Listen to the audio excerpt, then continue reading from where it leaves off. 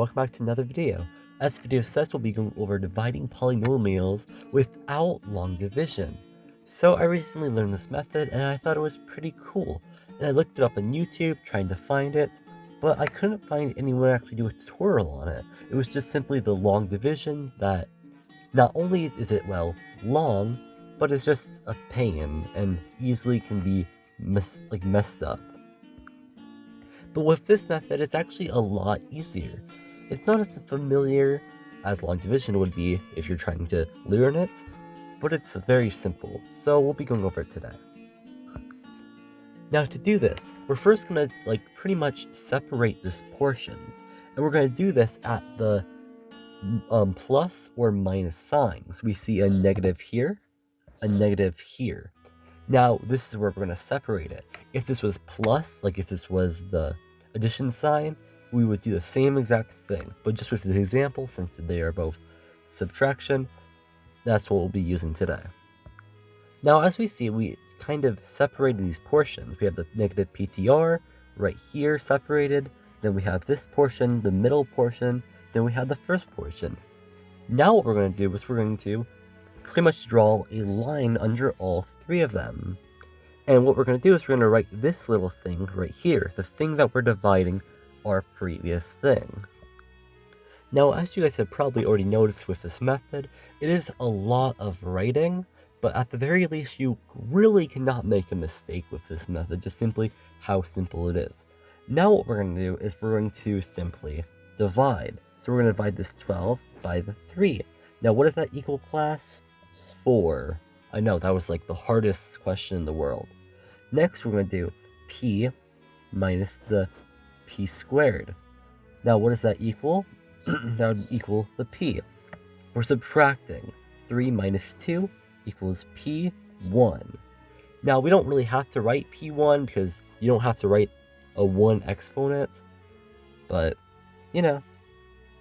Then we're going to do this one. t2 minus t1 equals t. R minus r. That would equal 0, because you can't, 1 minus 1 equals 0. So that gets removed, because we don't have to use it.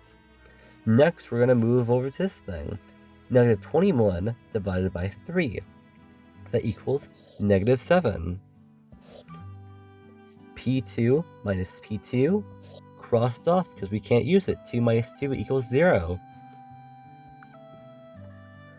Q divided by nothing, so we're just going to write our Q here, because there's nothing to divide the Q, so we're just going to drop it down there. T minus T, that just crosses that off. R2 minus R1 equals R. Next, as we see the T and R, so we're just going to remove that. It wasn't first, but, we can just remove it, so why not remove it? Now, all we have left with this equation is the negative p divided by the 3p squared.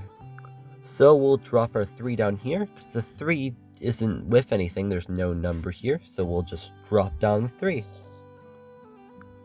Now we have a negative p and a p squared. So we're going to go for a negative and this. So this would be technically a negative 1 and a positive 1. So what does that equal? So that just cancels out, because 1, positive 1, minus 1 equals 0. So we're going to cross that out. And p minus p minus 2 equals what? Negative 1p. Now, as we know, or maybe you don't know, you have to get this little guy below, because your equation cannot end with a negative. That's just wrong. It's unfinished. So how are we going to finish this? Well, we're just going to do a very, very simple method. It's extremely simple. We're just going to erase this baby, go back to our thing, and draw a 1 under it. Above it, sorry. We're just simply making the negative switch flop, if that makes sense. We're making the negative go from the numerator to the denominator, which kind of just ruins it, if that makes sense. So this is our final equation. 4pt minus 7qr, then a 1 over 3p.